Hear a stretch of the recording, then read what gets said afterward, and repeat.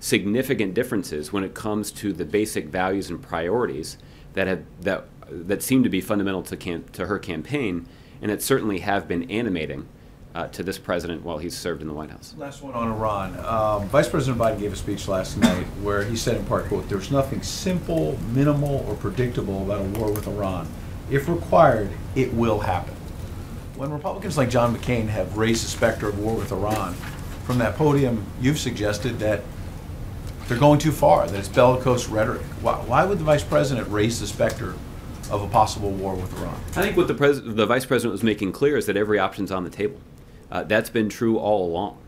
And what the Vice President and the President both have invested significant time in pursuing is an opportunity for us to resolve our concerns and the international community's concerns through diplomacy.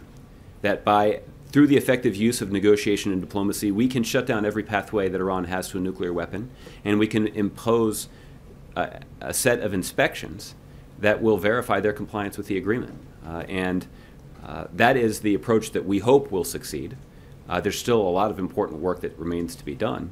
And I think what the Vice President is highlighting is that every option remains on the table, and that includes military action, because the President remains committed to ensuring that Iran does not obtain a nuclear weapon. Luke?